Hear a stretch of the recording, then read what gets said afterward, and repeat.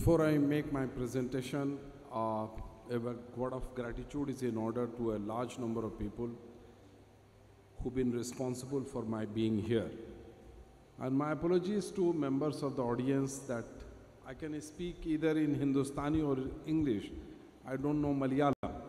I wish I knew Malayalam because I could hear, I can make out. It's such a powerful language and the manner in which people deliver their lecture. So I wish I knew. But unfortunately, I don't know Malayalam, so I can only speak either in English or a broad mix of Hindi and Urdu. So I want to know from the organization what would be a good idea. Continue speaking in English or use other? English, okay. So I have the commandment that I should continue speaking in English. My word of gratitude to PM Abdul Latif Madani Sahib, who is the president of Wisdom Islamic Organization, TK Ashraf, secretary, Kunji Muhammad Sahib, vice president, and the coordinator of seminar, Dr. PP Nasif.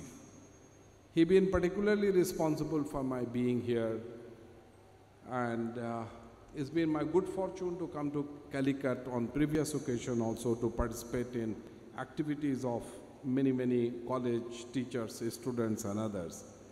But this particular occasion looks very special for the reason that here's an interesting organization which has given itself a nomenclature, Wisdom Islamic Organization. In other words, there are three things which are involved. Number one, the manner in which wisdom is being applied to a large number of issues that the nation, we as a nation, India as a nation, is confronted with. It is also trying to reconcile what is nation with larger Islamic worldview, the manner in which we are, relate ourselves in our day-to-day life, in community life, in the life of a nation, with larger values which are emanated from Islam, Islamic traditions in history, and the kind of texts that have been produced by religious scholars over the centuries and millennia. And finally, idea is that when we look at the country, when we look at the community, there is a possibility of a tendency to look backward, go in history, and stay there and never come out of history. It produces a little difficult situation when you stay put back in history. There is a tendency only to revive. There is no tendency to reconcile with large number of issues which are very modern, very contemporary. And how do we apply our Islamic wisdom in order to understand? So keeping all these issues in mind, some of the reflections would be, number one, first let us look at the kind of state of affairs that the entire nation is confronted. There are three dangers which are lurking. If we do not wake up to it now, we may land up paying a very heavy price. First of all, the most serious danger that any institution which is faced with in contemporary times is the philosophy and the institution of democracy, which is under constant attack by the people in power, and just not the people in power, but also the people who were earlier considered the fourth pillar of democracy, which is the media. And as you know, the print media is still largely upholding the value of being the fourth pillar of democracy, but a sizable chunk of the electronic media has gone overboard. In order to buy the kind of line which is issued either from Nagpur or Jhandewalan in Delhi or the people in power, a manner in which media is not being only controlled, is also being manipulated to become not an impartial observer, but a direct partisan to the party in power. And as a consequence, what is happening in today's time is the institution which has been built brick by brick by the people of India across its length and breadth is under attack. If we do not wake up to it now, it will start crumbling. Thankfully, India has not become another Germany. There are reasons, and I as a student of history can tell you the reasons that Indian democracy is not 70 years old. That is since the time of independence. Indian democracy is more than 130 years old from the time of the foundation of the Indian National Congress. The party, the people, ordinary mass of the people, and the people who sacrifice their life, they work towards making democracy a powerful institution, a value, a kind of fulcrum of politics. Had this not been the strength of India's history, let me tell you, manner in which democracy is under assault would have crumbled a long time back. Institution after institution are under attack. I give you one example. And I give you this example only because I am associated with academics and the manner in which academic institutions are under attack. I can give you an example of Jawaharlal Nehru University, which is under constant attack for last 2.5 years. A university which is the pride among Indian universities for topping the list of achievers for a number of years is under constant attack. Why? Because the university was established to promote the spirit of inquiry. It is the spirit of inquiry which doesn't suit the people in power today. We all know another institution which has just come under attack is Aligarh Muslim University on a highly fictitious issue of a portrait of Muhammad Ali Jinnah hanging in Aligarh Muslim University Student Union Hall. It's been hanging since 1938. Suddenly everybody wakes up to this portrait and it starts attacking the institution. I was part of a TV discussion in Delhi. There's a channel called Times Now. They invited me to comment on Jinnah's portrait, implying as if Jinnah was the darling of Indian Muslims. And by implication saying that the Muslims are not for the nation because they support a leader who was responsible for partition of India.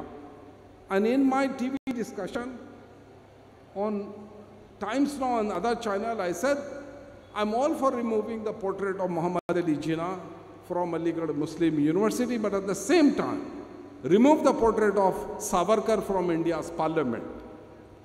Parliament, which is embodiment of sovereignty of the people of India.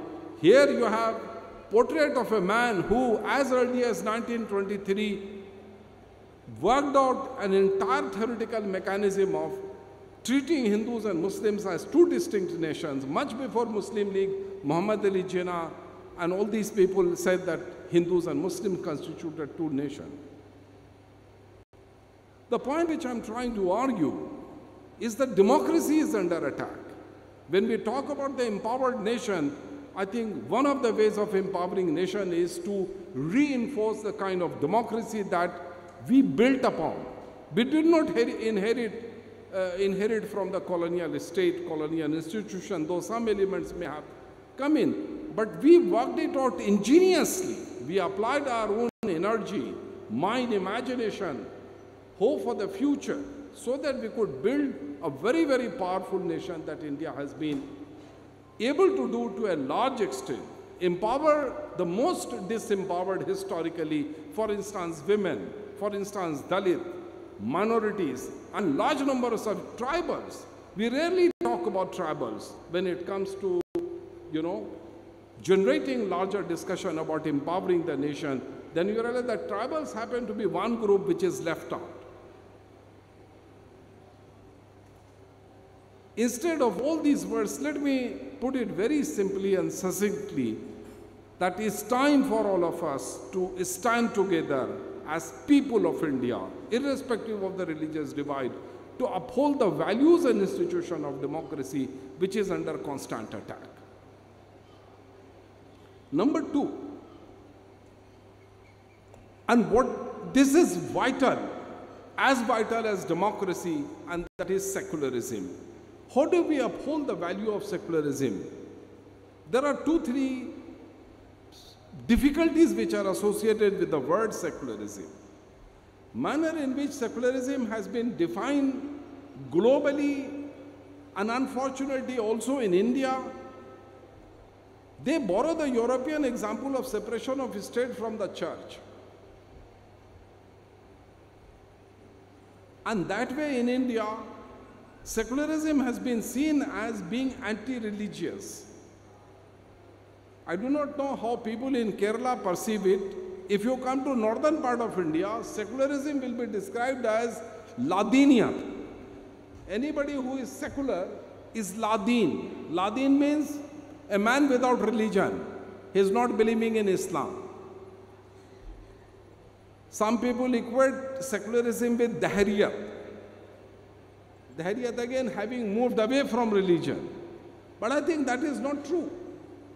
If you read statements of, India has been very, very fortunate to have a thinking Prime Minister like Jawaharlal Nehru, thinking President like Sarvapalli Radhakrishnan, and lot of other people in speeches after his speeches, writing after his writing, they conveyed one meaning that unfortunately we do not have. And I'm using a Sanskrit word to the expression that they used, that there is no paryayvachi. Paryayvachi, there is no substitute word for secularism in Indian language, because of which we try to explain. But if I were to define secularism, I would say secularism is an instrument of negotiation of all kinds of distinctions, linguistic, cultural, religious, social, and large number of issues. And if you look at in these terms, India historically has been a secular nation for the last 2,500, 600 years, or whichever way you look at it. At no point of time, religion ever dominated the state, and therefore it did not produce conditions of separation of the state from the church, the way it happened in Europe. In Europe, church was overwhelming on the affairs of the, influence of the church was overwhelming in matters of the state.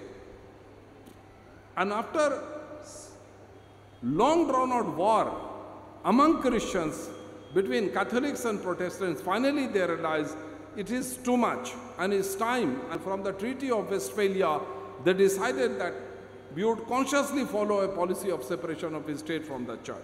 And from that time onwards, religion became a private affair, separation of the state. But in India, at no point of time in its history, this was ever a historical necessity, and therefore, when Constitution of India accepted the word, though it didn't use the word secular, it used, the word secular was inducted in the Constitution much later. But the time of inauguration of the Constitution, when it was adopted and enacted, that time all provisions, all mechanisms were in place in the Constitution of India that India would be a democratic and secular state. It is this secularism that we have to uphold.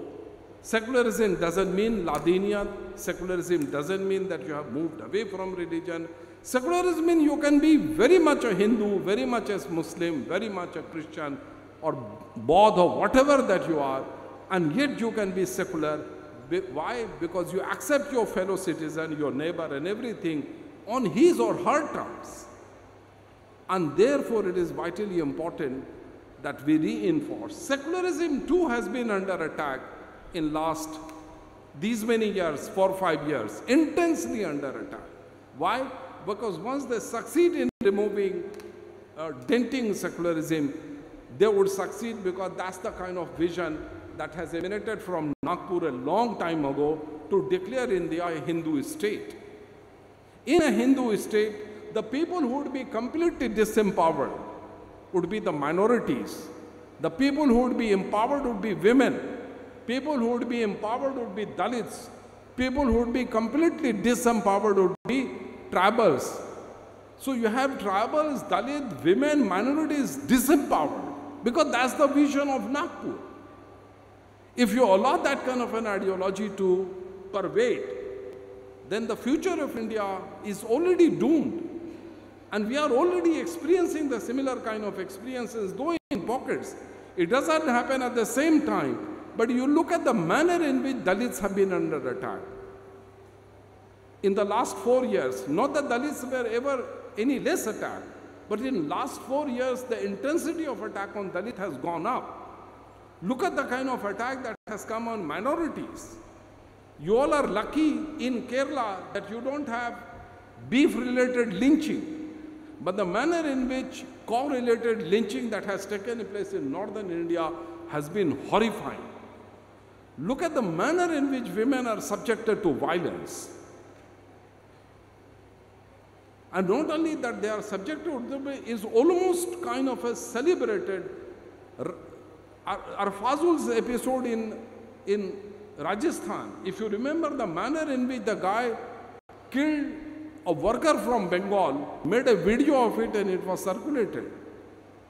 There was a tableau of the man who was responsible for killing of Arfazul. I can give you many more examples. The point which I'm trying to argue, secularism is another very powerful institution and value that has held India together. We as citizens of India, we need to hold the country together, the people of country together, not only on the basis of democracy, but also on the basis of secularism. What are the other things that we can empower ourselves? And here you have a body like Wisdom Islamic Organization. Let us try to make use of this platform, go back in time, drive inspiration, and let me tell you, there are 3-4 things that I would particularly like to highlight, that these are the things which are vitally important. Say for instance, use power of Islam, Islamic wisdom, in order to relaunch a culture which is part of Islamic heritage, and that is culture of ijtihad. It is this word that most of us seem to have forgotten. And ijtihad is reinterpretation of traditions, of values, of institutions, of Quranic injunctions, in order to reshape our life in contemporary times. I think vitally important we relaunch this culture. Let this happen from the platform of Wisdom Islamic Organization, from the land of Kerala, and let it spread to other parts of India, that a new culture of ijtihad, that is the spirit of inquiry, a spirit of reinterpretation of the institutions, values, etc., etc. So then I would say, let Wisdom Islamic Organization emerge, a historical kind of an institution which most people have forgotten, and that's the institution called Baitul Hikmah in Baghdad. Baitul Hikmah was an institution where all kinds of people gathered in the spirit of inquiry, in the field of science, in the field of religion, in the field of... Let this also become an occasion to revive the spirit of inquiry of Cordova, Averroes, Ibn Rushd, the manner in which he is very close to being Plato from the Islamic tradition. But the whole world knows about Plato, but we do not know about Ibn Rushd, who in European languages is known as Averroes. So it is the spirit of inquiry that we should relaunch ourselves with. In contemporary times, to let the world that Islam is not backward looking, it is as much forward looking, because we have precedents from history that has been hugely forward looking force. Provided we do not allow ourselves to succumb to contemporary weaknesses, rather we rise on the strength of the historical traditions that we have inherited from the past. Let this platform also be used for launching a spirit of inquiry.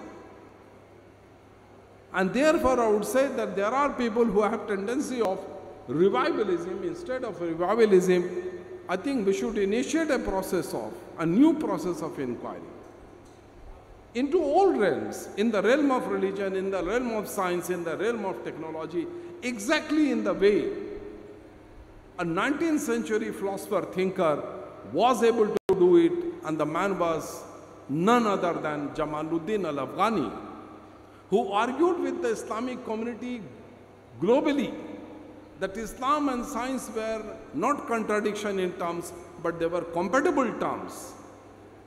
And Muslims should relaunch the spirit of inquiry in all these areas. Science, technology, politics, history, whatever that you have. It is this spirit of inquiry which will make them very, very contemporary and acutely relevant to the contemporary times. So therefore the institutions, the wisdom, the knowledge, all these would become contemporary and not remain only historical.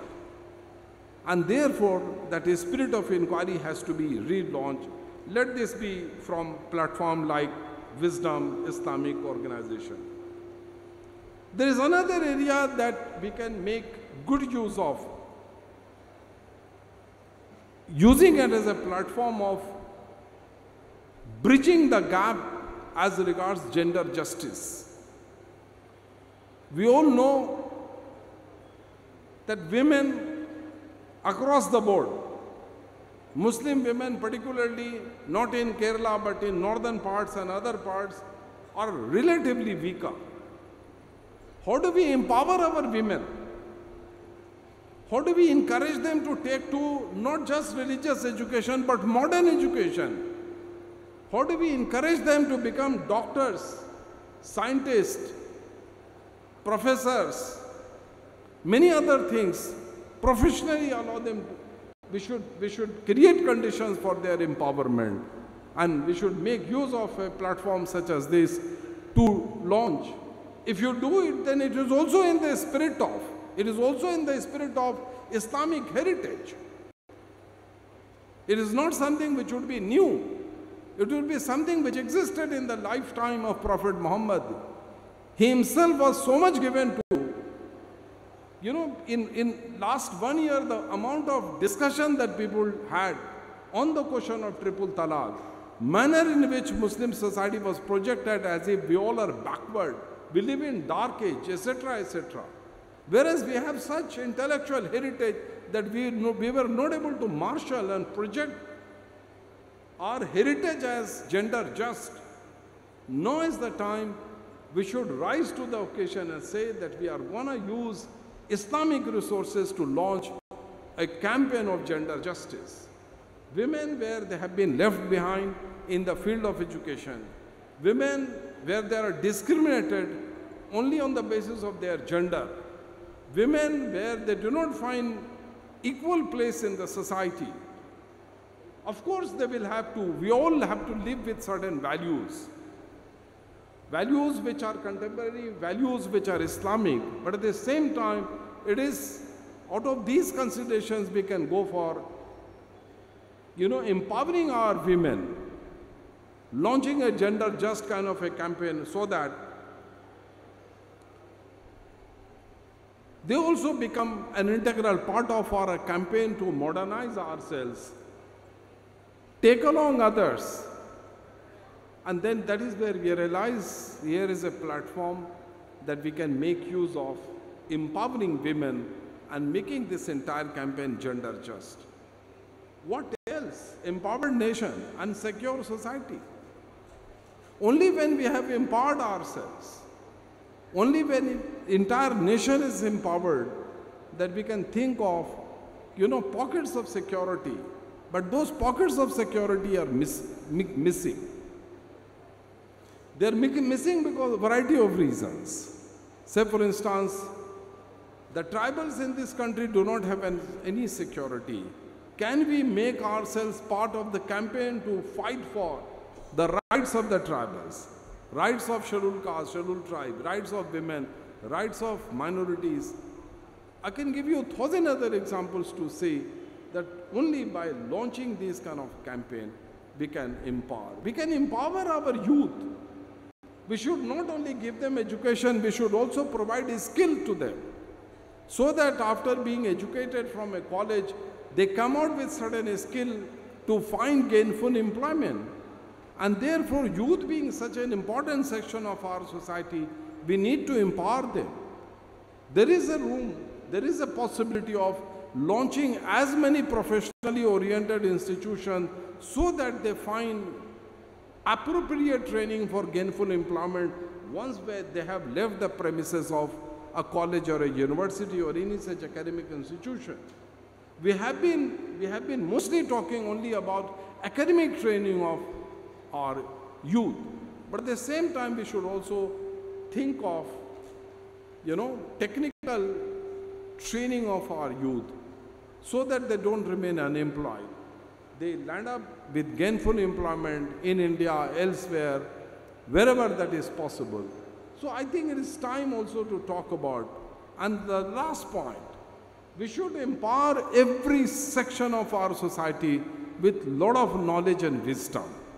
Knowledge of wisdom which is not like the way some of the topmost people in the country are using. They are not using any wisdom. They are not using any history. As a matter of fact, they are distorting history. But no, when I said knowledge and wisdom, in today's time, knowledge is floating, but please don't rely on WhatsApp knowledge. WhatsApp knowledge is bunkum. Half the time you have only B-grade material floating. But knowledge and wisdom which is thoroughly researched, you package it in a kind of a booklet, a small leaflet, etc., etc. Go for launching movement. And then empower every section of the society with lot of knowledge, lot of wisdom. If you do it, then that would be the best tribute to the kind of efforts that organizers have made in organizing a conference like Empowered Nation, Secure Society. Security would come because of all this. Sometimes we are defeated because we don't have knowledge. We don't have facts available. And therefore, people can get away. Recently, we all heard a very important man in this country, I will not name, saying that when Shahid Bhagat Singh was in jail, no Congress leader ever visited. Social media is full of it that Pandit Jawaharlal Nehru visited Shahid Bhagat Singh and other freedom fighters who were in jail. Only when you have facts, and therefore it is vitally important that in the realm of history, political science, sociology, economics, whatever, we should mobilize resources of knowledge in order to empower various sections of the society. If we do it, it will be truly an example worth having lived. As the organizer suggested, Empowered Nation, Secure Society. Once again, at the end of it, I express my gratitude to the organizers for giving me an opportunity to share my rambling thoughts. I thank them all.